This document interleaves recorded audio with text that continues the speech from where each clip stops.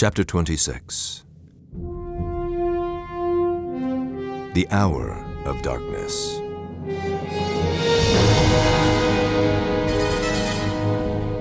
On the first day of the festival of unleavened bread, when it was customary to sacrifice the Passover lamb, Jesus' disciples asked him, "Where do you want us to go and make preparations for you to eat the Passover?" So he sent two of his disciples, telling them, "Go into the city, and a man carrying a jar of water will meet you. Follow him. Say to the owner of the house he enters, 'The teacher asks, where is my guest room, where I may eat the Passover with my disciples?' He will show you a large room upstairs, furnished and ready. Make preparations for us there." The disciples left, went into the city, and found things just as Jesus had told them. So they prepared the Passover. When evening came, Jesus arrived with the 12. Jesus knew that the hour had come for him to leave this world and go to the Father. Having loved his own who were in the world, he loved them to the end. The evening meal was in progress, and the devil had already prompted Judas, the son of Simon Iscariot, to betray Jesus. Jesus knew that the Father had put all things under his power, and that he had come from God and was returning to God. So he got up from the meal, took off his outer clothing, and wrapped a towel around his waist. After that, he poured water into a basin and began to wash his disciples' feet, drying them with the towel that was wrapped around him. He came to Simon Peter, who said to him, "Lord, are you going to wash my feet?" Jesus replied, You do not realize now what I am doing, but later you will understand. "No, said Peter. you shall never wash my feet." Jesus answered, Unless I wash you, you have no part with me. "Then, Lord, Simon Peter replied. not just my feet, but my hands and my head as well." Jesus answered, Those who have had a bath need only to wash their feet. Their whole body is clean. And you are clean, though not every one of you. For he knew who was going to betray him, and that was why he said not everyone was clean. When he had finished washing their feet, he put on his clothes and returned to his place. Do you understand what I have done for you? He asked them. You call me teacher and Lord, and rightly so, for that is what I am. Now that I, your Lord and teacher, have washed your feet, you also should wash one another's feet. I have set you an example that you should do as I have done for you. Very truly I tell you, no servant is greater than his master, nor is a messenger greater than the one who sent him.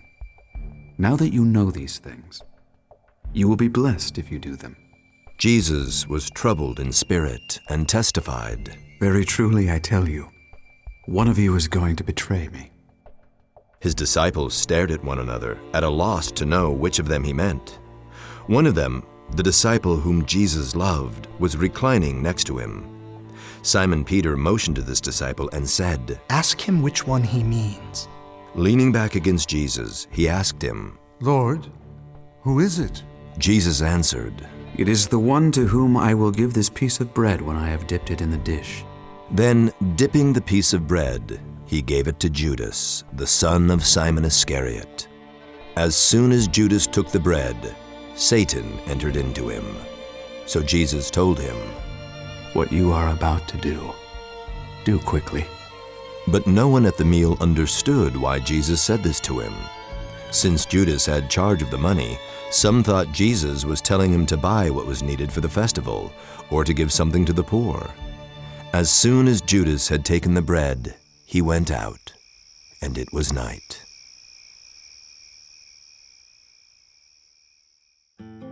After Judas left, Jesus gave the disciples a glimpse of what was to come. He foreshadowed the fact that he was going to be broken and poured out. He was going to take humanity's punishment for sin on himself. While they were eating, Jesus took bread, and when he had given thanks, he broke it and gave it to his disciples, saying, Take and eat. This is my body, Then he took a cup, and when he had given thanks, he gave it to them, saying, Drink from it, all of you. This is my blood of the covenant, which is poured out for many for the forgiveness of sins. I tell you, I will not drink from this fruit of the vine from now on, until that day when I drink it new with you in my Father's kingdom. Jesus warned his disciples that he would be with them only a little while longer. He went on to comfort his confused followers. Do not let your hearts be troubled. You believe in God. Believe also in me. My Father's house has many rooms. If that were not so, would I have told you that I am going there to prepare a place for you? And if I go and prepare a place for you, I will come back and take you to be with me, that you also may be where I am. You know the way to the place where I am going. Thomas said to him, Lord, we don't know where you are going, so how can we know the way? Jesus answered, I am the way, and the truth, and the life. No one comes to the Father except through me. If you really know me, you will know my Father as well. From now on, you do know him and have seen him. Philip said, Lord, show us the Father, and that will be enough for us. Jesus answered, Don't you know me, Philip, even after I have been among you such a long time? Anyone who has seen me has seen the Father. How can you say, show us the Father? Don't you believe that I am in the Father and that the Father is in me? The words I say to you I do not speak on my own authority. Rather, it is the Father living in me who is doing his work. Believe me when I say that I am in the Father and the Father is in me. Or at least believe on the evidence of the works themselves. Very truly I tell you, whoever believes in me will do the works I have been doing, and they will do even greater things than these, because I am going to the Father. And I will do whatever you ask in my name, so that the Father may be glorified in the Son. You may ask me for anything in my name, and I will do it. If you love me, keep my commands. And I will ask the Father, and he will give you another advocate to help you and be with you forever, the Spirit of truth. The world cannot accept him because it neither sees him nor knows him. But you know him, for he lives with you and will be in you. I have much more to say to you, more than you can now bear. But when he, the Spirit of truth, comes, he will guide you into all the truth. He will not speak on his own. He will speak only what he hears, and he will tell you what is yet to come. The time is coming, and in fact has come, when you will be scattered, each to your own home. You will leave me all alone. Yet I am not alone, for my Father is with me. I have told you these things so that in me you may have peace. In this world you will have trouble, but take heart. I have overcome the world. After Jesus said this, he looked toward heaven and prayed, Father, the hour has come. Glorify your Son, that your Son may glorify you. For you granted him authority over all people, that he might give eternal life to all those you have given him. Now this is eternal life, that they know you, the only true God, and Jesus Christ, whom you have sent. I have brought you glory on earth by finishing the work you gave me to do. And now, Father, glorify me in your presence with the glory I had with you before the world began. Father, I want those you have given me to be with me where I am, and to see my glory, the glory you have given me because you loved me before the creation of the world. Righteous Father, though the world does not know you, I know you, and they know that you have sent me. I have made you known to them and will continue to make you known, in order that the love you have for me may be in them, and that I myself may be in them. When they had sung a hymn, they went out to the Mount of Olives. Perhaps they sang a hymn from Psalms 115 through 118, the traditional psalm sung as part of the Passover meal.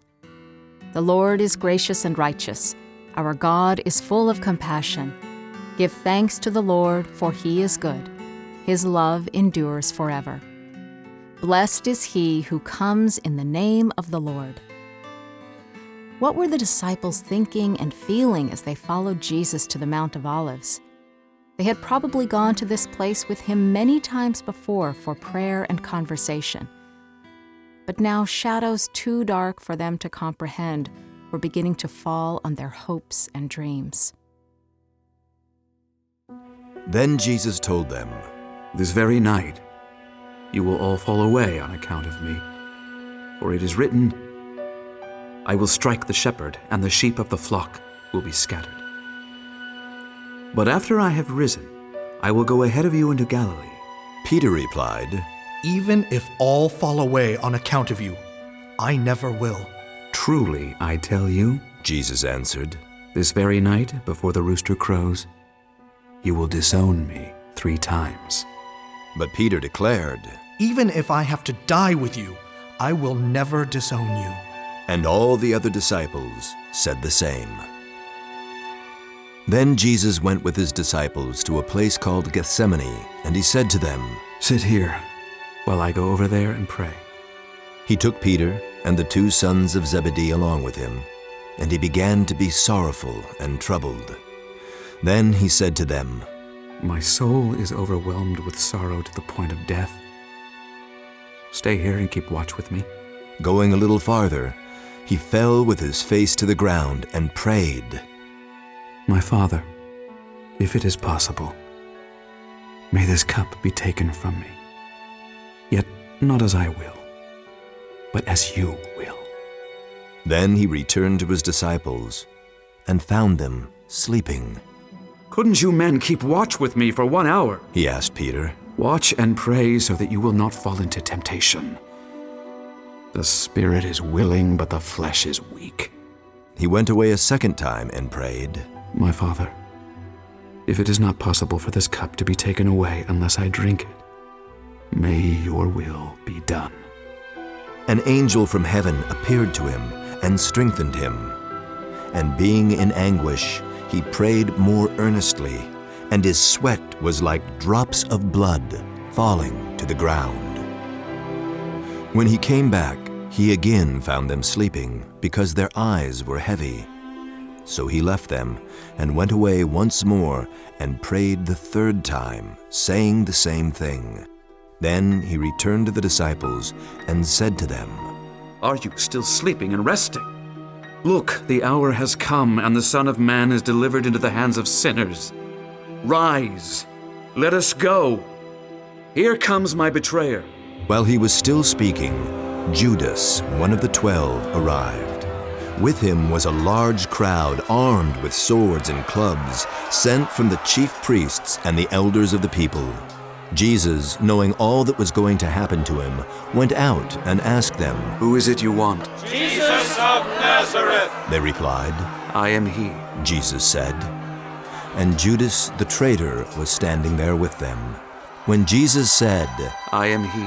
they drew back and fell to the ground. Again he asked them, Who is it you want? Jesus of Nazareth! They said. Jesus answered, I told you that I am he. If you are looking for me, then let these men go. This happened so that the words he had spoken would be fulfilled.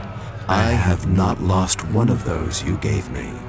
Then Simon Peter, who had a sword, drew it and struck the high priest's servant, cutting off his right ear. The servant's name was Malchus.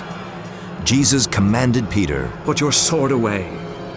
Shall I not drink the cup the Father has given me? and he touched the man's ear and healed him. Then Jesus said to the chief priests, the officers of the temple guard, and the elders who had come for him, Am I leading a rebellion that you have come with swords and clubs? Every day I was with you in the temple courts, and you did not lay a hand on me. But this is your hour, when darkness reigns.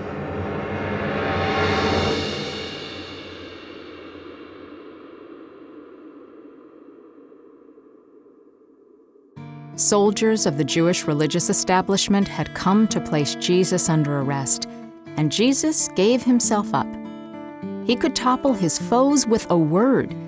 He had the power to call on vast armies of angels to rescue him. But instead, he surrendered. The disciples knew something very bad was happening, and they ran away to save their own skins. Jesus was left alone with his captors. Those who had arrested Jesus took him to Caiaphas, the high priest, where the teachers of the law and the elders had assembled. But Peter followed him at a distance, right up to the courtyard of the high priest. He entered and sat down with the guards to see the outcome. The chief priests and the whole Sanhedrin were looking for false evidence against Jesus so that they could put him to death. But they did not find any, though many false witnesses came forward. Finally, 2 came forward and declared, "This fellow said, 'I am able to destroy the temple of God and rebuild it in 3 days.'" Then the high priest stood up and said to Jesus, Are you not going to answer? What is this testimony that these men are bringing against you? But Jesus remained silent. The high priest said to him, I charge you under oath by the living God. Tell us if you are the Messiah, the Son of God. You have said so. Jesus replied. But I say to all of you, from now on you will see the Son of Man sitting at the right hand of the Mighty One and coming on the clouds of heaven. Then the high priest tore his clothes and said, He has spoken blasphemy. Why do we need any more witnesses? Look, now you have heard the blasphemy. What do you think? He is worthy of death. They answered.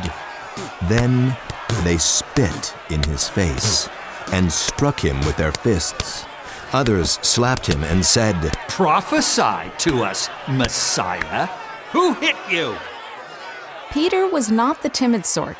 His normal reaction to trouble was to wrestle it to the ground, not to run from it. Quite naturally, then, he was the one to follow the soldiers back to the high priest's house and wait for the outcome. Maybe he was dreaming up Plan B when a few people took him by surprise. And when some there had kindled a fire in the middle of the courtyard and had sat down together, Peter sat down with them.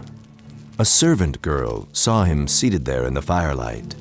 She looked closely at him and said, This man was with him. But he denied it. Woman, I don't know him. He said. A little later, someone else saw him and said, You also are one of them. Man, I am not. Peter replied. About an hour later, another asserted, Certainly this fellow was with him, for he is a Galilean. Peter replied. Man, I don't know what you're talking about. Just as he was speaking, the rooster crowed. The Lord turned and looked straight at Peter. Then Peter remembered the word the Lord had spoken to him. Before the rooster crows today, you will disown me 3 times. And he went outside and wept bitterly. Early in the morning, all the chief priests and the elders of the people made their plans how to have Jesus executed. So they bound him, led him away, and handed him over to Pilate the governor.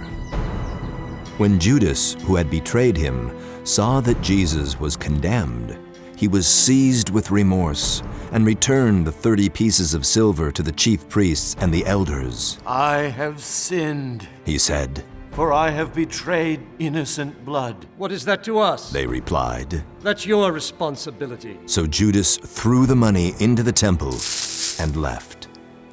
Then he went away and hanged himself. The Jewish leaders brought Jesus to Pilate, who had governed the region of Judea for Rome for 4 years. Historical records reveal that he was no friend of the Jews.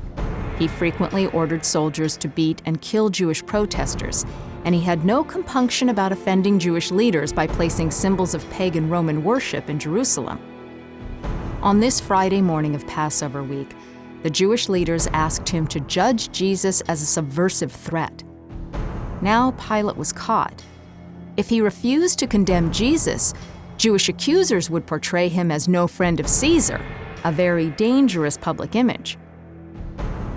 If he agreed to crucify Jesus, he'd be acting against his own judicial instincts and, perhaps worse, caving in to those he despised. He needed to question this prisoner himself. Pilate then went back inside the palace, summoned Jesus, and asked him, "Are you the king of the Jews?" Is that your own idea? Jesus asked. Or did others talk to you about me? "Am I a Jew?" Pilate replied. "Your own people and chief priests handed you over to me. What is it you have done?" Jesus said, My kingdom is not of this world. If it were, my servants would fight to prevent my arrest by the Jewish leaders. But now my kingdom is from another place. "You are a king then," said Pilate. Jesus answered, You say that I am a king. In fact, the reason I was born and came into the world is to testify to the truth. Everyone on the side of truth listens to me. "What is truth?" retorted Pilate. With this, he went out again to the Jews gathered there and said, I find no basis for a charge against him, but it is your custom for me to release to you one prisoner at the time of the Passover. Do you want me to release the King of the Jews? They shouted back, No, not him! Give us Barabbas! Now Barabbas had taken part in an uprising. Then Pilate took Jesus and had him flogged. The soldiers twisted together a crown of thorns and put it on his head. They clothed him in a purple robe and went up to him again and again, saying, Hail, King of the Jews! And they slapped him in the face. Once more Pilate came out and said to the Jews gathered there, Look, I'm bringing him out to you to let you know that I find no basis for a charge against him. When Jesus came out wearing the crown of thorns and the purple robe, Pilate said to them, Here is the man. As soon as the chief priests and their officials saw him, they shouted, Crucify! Crucify! But Pilate answered, You take him and crucify him. As for me, I find no basis for a charge against him. The Jewish leaders insisted, We have a law, and according to that law he must die, because he claimed to be the Son of God. When Pilate heard this, he was even more afraid, and he went back inside the palace. "Where do you come from?" He asked Jesus, but Jesus gave him no answer. "Do you refuse to speak to me?" Pilate said. "Don't you realize I have power either to free you or to crucify you?" Jesus answered, You would have no power over me if it were not given to you from above. Therefore, the one who handed me over to you is guilty of a greater sin." From then on, Pilate tried to set Jesus free, but the Jewish leaders kept shouting, If you let this man go, you are no friend of Caesar. Anyone who claims to be a king opposes Caesar. When Pilate heard this, he brought Jesus out and sat down on the judge's seat at a place known as the Stone Pavement, which in Aramaic is Gabbatha. It was the day of preparation of the Passover. It was about noon. Here is your king, Pilate said to the Jews. But they shouted, Take him away! Take him away! Crucify him! "Shall I crucify your king?" Pilate asked. We have no king but Caesar. The chief priests answered. Finally, Pilate handed him over to them to be crucified. So the soldiers took charge of Jesus. As they were going out, they met a man from Cyrene named Simon, and they forced him to carry the cross.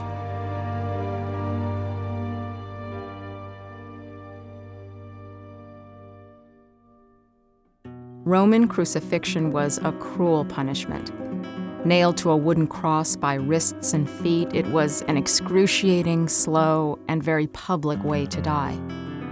The victim's groaning became a morning's entertainment for onlookers. Seeing the horrors of crucifixion was an effective deterrent for wrongdoers. For Jesus, this heinous death was undeserved. As he gave his life, he looked beyond it to God's bigger story of salvation that was being played out through his life and death. Those who passed by hurled insults at him, shaking their heads and saying, So, you who are going to destroy the temple and build it in 3 days, come down from the cross and save yourself. In the same way, the chief priests and the teachers of the law mocked him among themselves. He saved others, They said, but he can't save himself. Let this Messiah, this King of Israel, come down now from the cross, that we may see and believe. 2 other men, both criminals, were also led out with him to be executed. When they came to the place called the Skull, they crucified him there, along with the criminals, one on his right, the other on his left. Jesus said, Father, forgive them, for they do not know what they are doing. And they divided up his clothes by casting lots. The people stood watching, and the rulers even sneered at him. They said, He saved others. Let him save himself if he is God's Messiah, the chosen one. The soldiers also came up and mocked him. They offered him wine vinegar and said, If you are the king of the Jews, save yourself. There was a written notice above him which read, This is the King of the Jews. One of the criminals who hung there hurled insults at him. Aren't you the Messiah? Save yourself and us! But the other criminal rebuked him. Don't you fear God? He said, Since you are under the same sentence, we are punished justly, for we are getting what our deeds deserve. But this man has done nothing wrong. Then he said, Jesus, remember me when you come into your kingdom. Jesus answered him, Truly, I tell you, today you will be with me in paradise. Near the cross of Jesus stood his mother's sister, Mary, the wife of Clopas, and Mary Magdalene. When Jesus saw his mother there, and the disciple whom he loved standing nearby, he said to her, Woman, here is your son. And to the disciple, Here is your mother. From that time on, this disciple took her into his home. For those made to suffer crucifixion, death itself was the only resolution. So Jesus waited that day, along with 2 other victims and a crowd of onlookers, for death to overcome him. Before that, however, a deeper pain was coming, a pain that went far beyond the nails in his feet and wrists, the labored breathing or the crown of thorns puncturing his brow. God poured out humanity's rightful punishment for sin upon his Son, and even the physical elements trembled.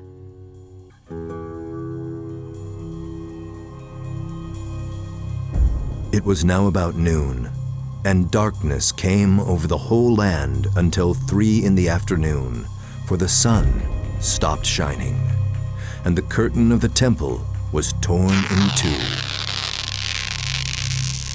About 3 p.m, Jesus cried out in a loud voice, Eli, Eli, lama sabachthani, which means, my God, why have you forsaken me? When some of those standing there heard this, they said, He's calling Elijah. Immediately, one of them ran and got a sponge. He filled it with wine vinegar, put it on a staff, and offered it to Jesus to drink. The rest said, Now leave him alone. Let's see if Elijah comes to save him. When he had received the drink, Jesus said, It is finished. With that, he bowed his head and gave up his spirit.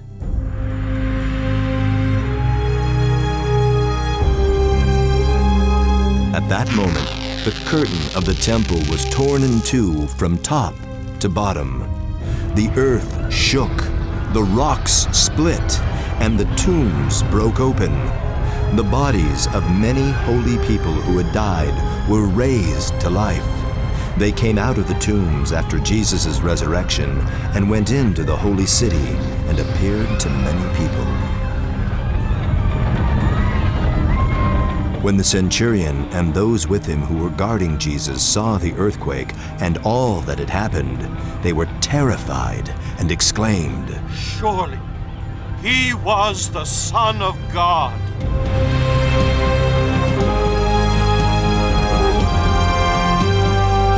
When all the people who had gathered to witness this sight saw what took place, they beat their breasts and went away. But all those who knew him, including the women who had followed him from Galilee, stood at a distance, watching these things.